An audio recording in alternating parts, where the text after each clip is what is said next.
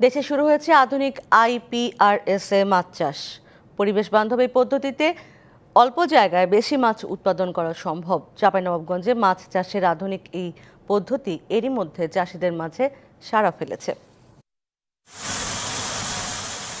পুকুরে প্রবাহমান পদ্ধতিতে মাছ চাষের টেকসই মডেল ইনপন্ড রেসওয়ে সিস্টেম বা আইপিআরএস।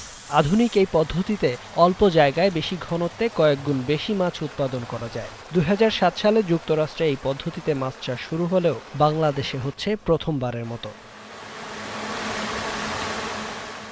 বছরের শুরুতে চাঁপাইনবাবগঞ্জের নয়াগলা বলুনপুর এলাকায় 60 বিঘা জমিতে 13টি চ্যানেলে আইপিআরএস পদ্ধতিতে মাছ চাষ শুরু করেন আকবর হোসেন। প্রতিটি চ্যানেলে ছেড়েছেন 12 থেকে 20,000 কাতল, গ্রাসকাপ, মৃগেল, রুই, তেলাপিয়া ও পাঙ্গাসের পোনা।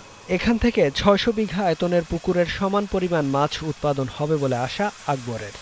সরকার যদি এটা একটু চাষিদের সহায়তা করে, আমার তো এটা দ্রুত ছড়িয়ে পড়বে এই চাষটা, এবং ভবিষ্যতে আমরা হয়তো এখন ওয়ার্ল্ডে 4 নম্বরে আমরা মাছ চাষে আছি, আমরা হয়তো 1 নম্বরে ভবিষ্যতে চলে আসবো মাছ চাষ।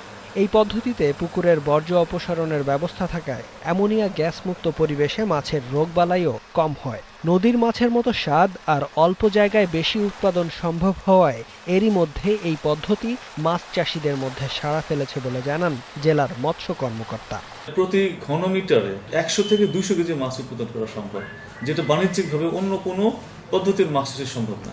সুতরাং বাণিজ্যিক এটার এই আইপিআরএস এর বাণিজ্যিক সম্ভাবনা অন্য মাছ চাষের পদ্ধতির তুলনায় অনেক অনেক বেশি।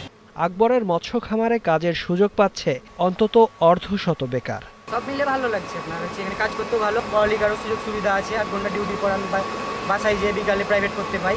কাজের সুযোগ পেয়েছি এবং বেকারত্ব থেকে আমরা মুক্তি পেয়েছি। আমরা বাংলাদেশে প্রথমবারের মতো শুরু হলেও ভারত, চীন ও পাকিস্তান সহ এশিয়ার বিভিন্ন দেশে এই পদ্ধতিতে মাছ চাষ হচ্ছে। DBC news desk.